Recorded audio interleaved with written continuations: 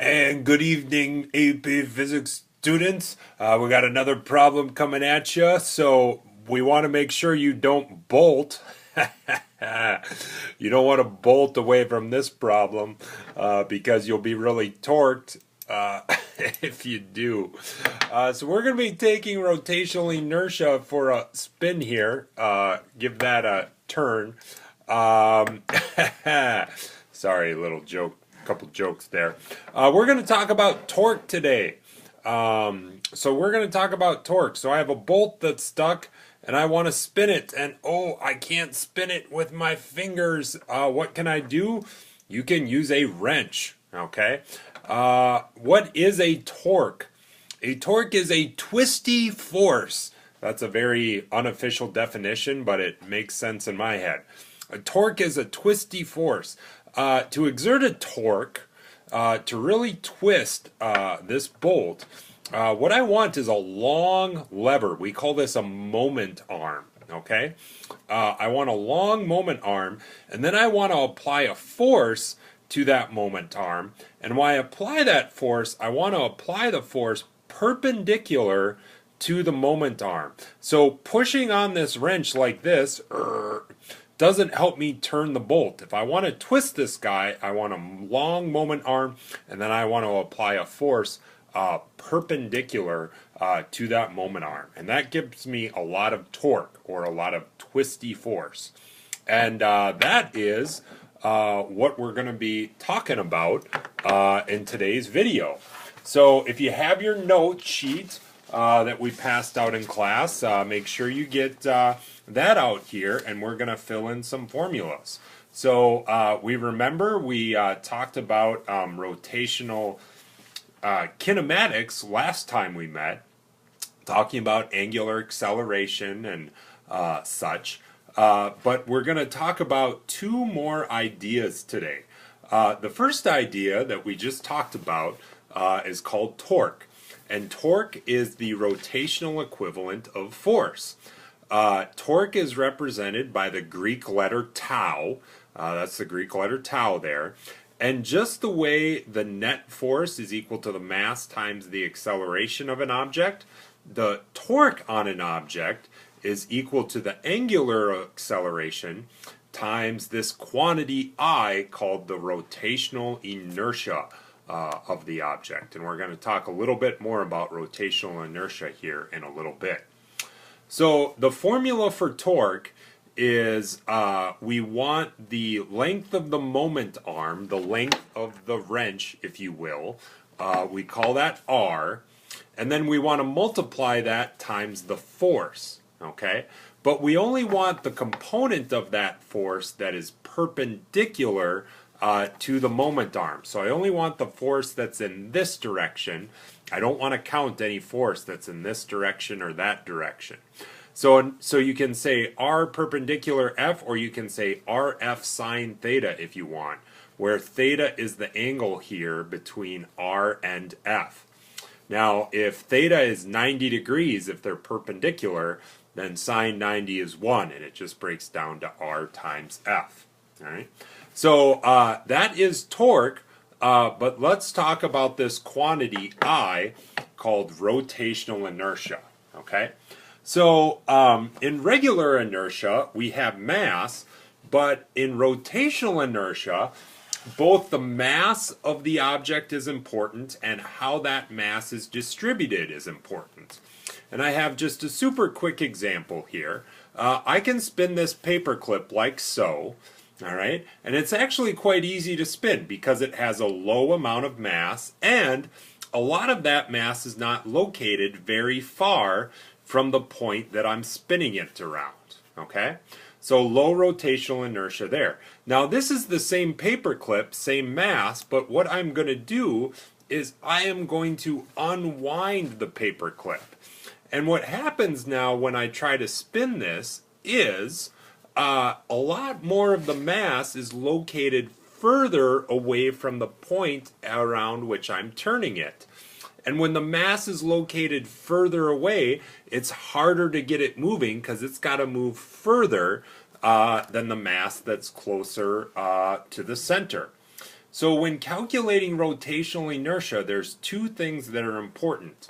The mass of the object is important, but also how far that mass is located from the center of mass of the object, r, is important.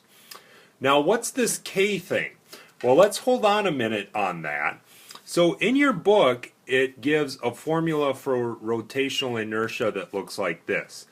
It's the sum of mr squared. And I want to talk about this formula for a second. If I had a baton, and or a barbell, and the baton had heavy ends to it, and the part connecting the two was very, very light. To get the total rotational inertia here, what I would do is I would add up this mass times this distance squared, plus this mass times this distance r squared. And I would do that for, in this case, two masses. Now, if I had some object that had more masses than just two, I would add them all up. Well, what would happen if instead of having, say, two masses, I had one solid object? I could still use this formula, but I would have to take the solid objects and break it up into little dm's, and I would have to add up all those little dm's.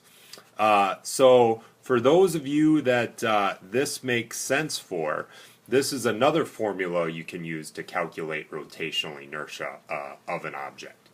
Now, we won't have to do this in our class, and we might not even have to do this. Most of the time, if you have a solid object, you will be told what the rotational inertia of that object is in terms of what the coefficient out front is for that particular type of object.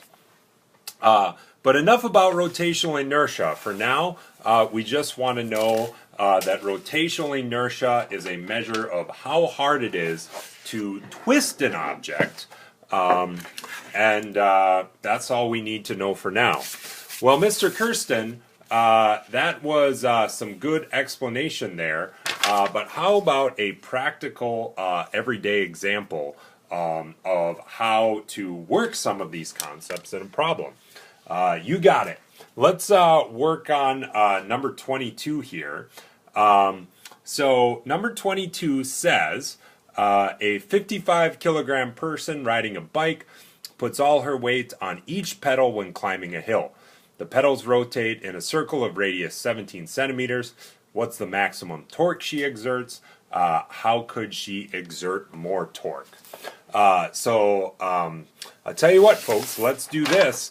Let's jump to my ready-made problem here since we're running out of time here. So here's kind of my diagram here. I didn't have a very good time drawing a bike pedal here, but this is my best attempt to draw a bike pedal. And this person is pushing down on the bike pedal of radius r with a force F. And if we look at our variables here, we see that since the person is putting their whole weight on the pedal, the force that they're exerting on the pedal is just equal to their weight, mg. We're told that r is 0.7 meters, 17 centimeters, so we converted there. Now, the problem asks for what is the maximum torque. Well, the maximum torque would get applied when this force is just perpendicular. All the other torques would be slightly less when the pedals are at different locations, because sine theta is a maximum at 90 degrees. We know m is 55 kilograms, and then the force would end up being 55 times 9.8 newtons. Okay? So we're going to use our torque formula here to get our maximum torque. Remember, torque is measured in Newton meters. Now, keep in mind, this Newton meters is not joules. In joules, the Newton and the meter are in the same direction. These are perpendicular to each other. So a Newton meter is a different for torque is different than a joule. This is not a unit of energy. Your textbook, as a matter of fact, to avoid ambiguity, actually says meter newtons instead of newton meters, which is fine. The AP text uses newton meters, though, and that's fine. Just don't use joules. Remember, R in this formula is the length of our moment arm. F is our force in newtons, and theta is our angle. So, plugging everything in here, we find that the maximum torque that the person will exert is equal to 92 Newton meters. And the answer to part B said, how could the person make even more torque on the pedal? And one possible answer is, instead of just using her body weight, she could push down with her legs in addition to using her body weight, or pull up on the handlebars, thereby pushing down even more with her legs. So nice work, AP Physics students. So for your joke for completing yet another problem with Mr. Kirsten, I want to tell you about a butcher friend I know. Hey, did you hear about the butcher who backed up into his meat grinder? Yeah, apparently he got a little behind in his work. Behind in his work. All right, good work, AP Physics students. We'll see you tomorrow.